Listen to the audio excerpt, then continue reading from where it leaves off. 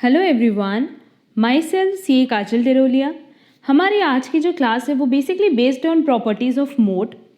हमने अपनी last class में meaning of mode as well as formulas of mode पे डिस्कशन कर लिया था एंड हमने अपनी ये जो सीरीज़ स्टार्ट की है वहाँ बेसिकली मैं स्टैटिस्टिक्स के सारे concepts point two point clear कर रहे हैं और साथ ही साथ फिर इसके MCQs पे डिस्कस करेंगे। तो चलो हम लोग अपने आज के टॉपिक पे चलते हैं जो कि है प्रॉपर्टीज़ ऑफ मोड। हमने पहले की क्लासेस में मीडियन की एज वेल एज मीन की कंप्लीट प्रॉपर्टीज़ पे डिस्कशन कर लिया था एंड वहाँ हमने एक पॉइंट बताया था कि अगर हम बात करें मेजर्स ऑफ सेंट्रल टेंडेंसी की, that is mean median mode की, तो तीनों में ही एक कॉमन प्रॉपर्टी है और वो कॉमन प्रॉपर्टी है कि ये तीनों ही that is measures of central tendency origin से भी अफेक्ट होती है एज वेल एज स्केल से भी अफेक्ट होती है। वही चीज़ हम मोड में भी बताएंगे कि mode is affected due to a change of origin as well as scale. क्या मतलब हुआ इसका? अगर ये लाइन इक्वेशन है y is equal to a plus b x, तो a डिनोट करता है ओरिजिन को एंड b डिनोट करता है स्केल को। क्लियर? दैट इज स्लोप को।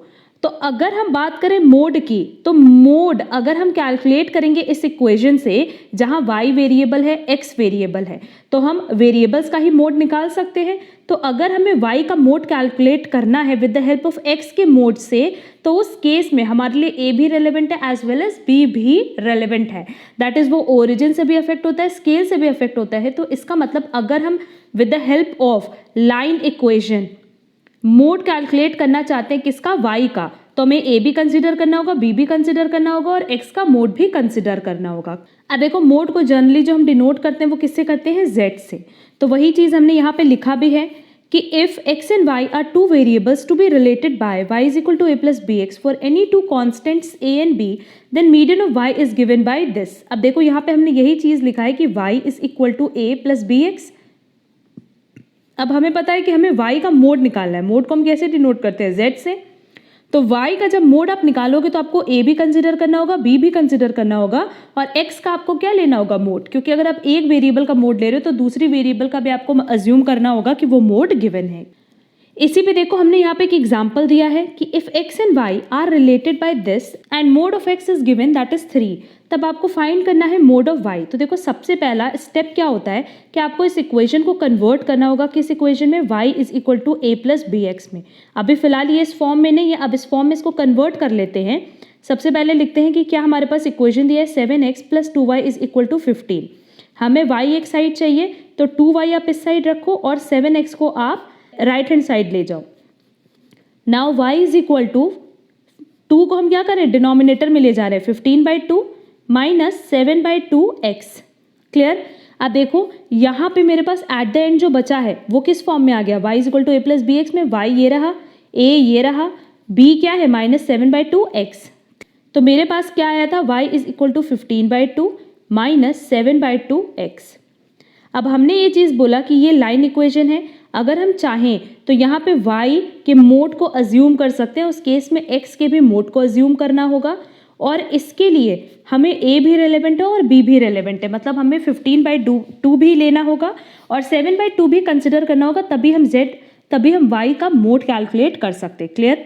अब यहाँ देखो, मोड ऑफ x गिवन है 3, मतलब इसकी वैल्यू कितनी गिवन है? 3। बस हम इसको सॉल्व अगर कर दें तो मेरे पास करेक्ट आंसर आ जाएगा। ये हो जाएगा 15/2 माइनस 21/2 और हम कह सकते हैं कि माइनस 6/2 और माइनस 3। मतलब मोड ऑफ x कितना है बेटा? 3 एंड मोड ऑफ y हमने कितना निकाल लिया? -3। बस। तो सिंपली आपको सिर्फ इतना याद रखना है कि जब हम बात करें मेजर्स ऑफ सेंट्रल टेंडेंसीज की, डिस्पर्शन की बात नहीं हो रही है, सिर्फ सेंट्रल टेंडेंसीज की बात हो रही है, जिसमें क्या क्या चीज़ें आएंगी? Mean, median as well as mode. इन तीनों ही केसेस में ये ओरिजिन से भी अफेक्ट होता है एज वेल एज स्केल से भी अफेक्ट होता है। आप देखना, कोई भी कॉमर्स बेस्ड एंट्रेंस एग्जाम हो, हर एक एग्जाम के लिए क्वेश्चन बहुत रेलेवेंट है। मोस्ट ऑफ द टाइम ये क्वेश्चन एग्जाम में कवर करता ही करता है। ये बहुत important question exam point of view से।